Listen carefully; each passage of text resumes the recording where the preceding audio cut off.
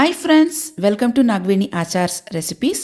ಇವತ್ತು simple but ಟೇಸ್ಟಿಯಾಗಿರುವಂಥ carrot ಪಲ್ಯ ಹೇಗೆ ಮಾಡೋದು ನೋಡ್ಕೊಳ್ಳೋಣ. ನಾನಿಲ್ಲಿ ಸುಮಾರು ಅರ್ಧ kg ಕ್ಯಾರೆಟ್ ಈ ರೀತಿಯಾಗಿ ಸಣ್ಣದಾಗಿ ಕಟ್ ಮಾಡಿ ಇಟ್ಕೊಂಡಿದ್ದೀನಿ.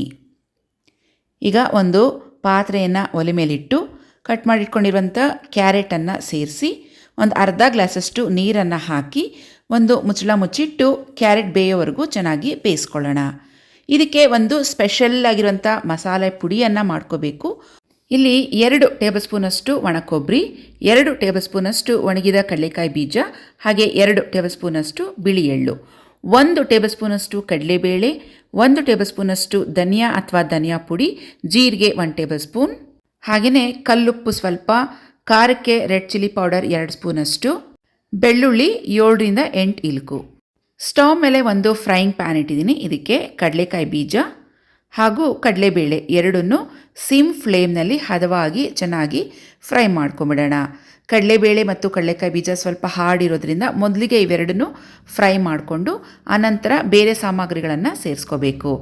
ಒಣಕೊಬ್ಬರಿ ಸೇರಿಸ್ಕೊತಾ ಇದ್ದೀನಿ. ಇದೊಂದು 30 ಸೆಕೆಂಡ್ಸ್ ಫ್ರೈ ಮಾಡ್ಕೋಬೇಕು. ಒಣಕೊಬ್ಬರಿದು ಕಲರ್ ತುಂಬ ಚೇಂಜ್ ಆಗಬಾರ್ದು, ಲೈಟಾಗಿ ಕಲರ್ ಚೇಂಜ್ ಆದರೆ ಸಾಕು. ಇದ್ರ ಜೊತೆಗೆ ಜೀರಿಗೆ ಹಾಗೆಯೇ ಬಿಳಿ ಎಳ್ಳು ಇವಿಷ್ಟು ಒಂದು 30 ಸೆಕೆಂಡ್ಸ್ ಅಥವಾ 1 ನಿಮಿಷದವರೆಗೂ ಫ್ರೈ ಮಾಡಿಕೊಂಡ್ರೆ ಸಾಕು. ಚಿಟಪಟ ಅಂತ ಸೌಂಡ್ ಬರುತ್ತೆ. ಹಾಗೆಯೇ ಕರಿಬೇವು ಒಂದು 2 ಎಸಳಷ್ಟು. ಈಗ ಸ್ಟವನ್ನು ಆಫ್ ಮಾಡ್ಕೊತೀನಿ.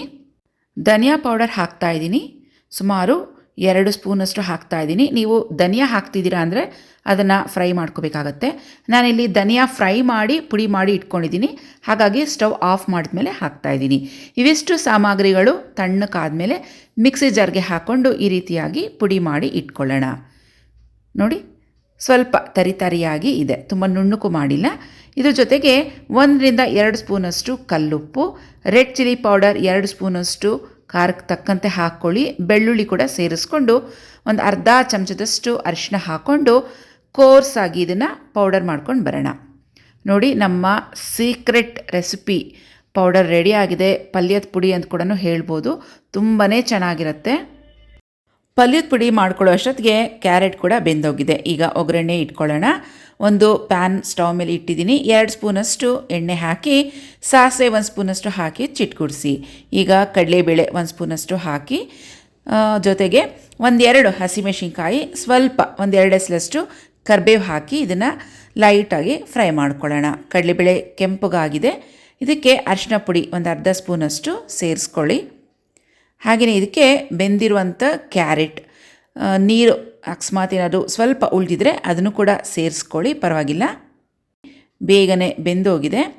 ಈಗ ಈ ಒಗ್ಗರಣೆಯಲ್ಲಿ ಸುಮಾರು 7ರಿಂದ 8 ನಿಮಿಷದವರೆಗೂ ಫ್ರೈ ಮಾಡ್ಕೊಳ್ಳೋಣ. ಈ ಉಳಿದಿರುವಂಥ ನೀರಿನ ಅಂಶ ಏನಿದೆ ಅದೆಲ್ಲ ಪೂರ್ತಿಯಾಗಿ ಡ್ರೈ ಆಗಬೇಕು, ಅಲ್ಲಿವರೆಗೂ ಫ್ರೈ ಮಾಡ್ಕೊಳ್ಳಿ. ಇದಕ್ಕೆ ಒಂದು ಅರ್ಧ ಸ್ಪೂನಷ್ಟು ಉಪ್ಪು ಹಾಕ್ಕೊಳ್ಳೋಣ. ಉಪ್ಪು ನೋಡಿಕೊಂಡು ಸ್ವಲ್ಪ ಕಮ್ಮಿನೇ ಹಾಕಬೇಕು, ಯಾಕಂದರೆ ನಾವು ಪಲ್ಯದ ಪುಡಿ ಮಾಡುವಾಗ ಉಪ್ಪನ್ನು ಸೇರಿಸಿರ್ತೀವಿ. ನೋಡಿ, ಈಗ ಚೆನ್ನಾಗಿ ಉಪ್ಪು ಎಲ್ಲ ಬೆರ್ತೋಗಿದೆ. ನೀರಿನ ಅಂಶ ಏನಿತ್ತು ಕ್ಯಾರೆಟ್ನಲ್ಲಿ ಅದು ಕೂಡ ಡ್ರೈ ಆಗಿದೆ. ಈಗ ತಯಾರಿಸಿಟ್ಕೊಂಡಿರುವಂಥ ಪಲ್ಯದ ಪುಡಿ 3ರಿಂದ 4 ಟೇಬಲ್ ಸ್ಪೂನಷ್ಟು ಹಾಕ್ತಾಯಿದ್ದೀನಿ. ಅಥವಾ ಈಗ ಮಾಡಿಟ್ಕೊಂಡಿರುವಂಥ ಪಲ್ಯದ ಪುಡಿ ಅಳತೆ ಏನಿದೆ ಅದರಲ್ಲಿ ಅರ್ಧ kg ಕ್ಯಾರೆಟ್ಗೆ ಸರಿ ಹೋಗುತ್ತೆ. ಇದೆಲ್ಲ ಮಸ್ತಿ ಚೆನ್ನಾಗಿ ಮಿಕ್ಸ್ ಮಾಡ್ಕೊಳ್ಳೋಣ. ಮಿಕ್ಕಿರುವಂಥ ಪಲ್ಯದ ಪುಡಿ ಇನ್ನೊಂದು ಸತಿಗೆ ಆಗುತ್ತೆ. ಪಲ್ಯದ ಪುಡಿ ಸೇರಿಸಿದ್ಮೇಲೆ ಇದೆಲ್ಲ ಒಂದ್ಸತಿ ಚೆನ್ನಾಗಿ ಮಿಕ್ಸ್ ಮಾಡ್ಕೋಬೇಕು. ಪಲ್ಯದ ಪುಡಿ ಪರಿಮಳ ಅಂತೂ ಘಮ ಘಮ ಅಂತ ಬರ್ತಾ ಇದೆ. ಟೇಸ್ಟ್ ಕೂಡ ಅಷ್ಟೇ ಅದ್ಭುತವಾಗಿರುತ್ತೆ. ಒಮ್ಮೆ ನೀವು ಇದನ್ನು ಟ್ರೈ ಮಾಡಿ. ನಾನು ಮಾಡಿರುವಂಥ ಈ ಕ್ಯಾರೆಟ್ ಪಲ್ಯ ಮೊಸರನ್ನ ಜೊತೆಗೆ ಸೂಪರ್ ಆಗಿರುತ್ತೆ. ಚಪಾತಿ, ದೋಸೆ ಅಥವಾ ಬೇಳೆ ಸಾರು ಅನ್ನಕ್ಕೆ ಇನ್ನೂ ಚೆನ್ನಾಗಿರುತ್ತೆ. ಒಂದೇ ಸಲ ನೀವು ಇದನ್ನು ಟ್ರೈ ಮಾಡಿ. ಸೊ ಇಷ್ಟ ಇದ್ದರೆ ನೆಕ್ಸ್ಟ್ ಟೈಮ್ಗೆ ಮತ್ತೆ ಕಂಟಿನ್ಯೂ ಮಾಡ್ಬೋದು, ಇಷ್ಟ ಆಗಿಲ್ಲ ಅಂದರೆ ಬಿಡ್ಬೋದು. ಟ್ರೈ ಮಾಡೋದ್ರಲ್ಲಿ ಏನಿದೆ ಅಲ್ವಾ.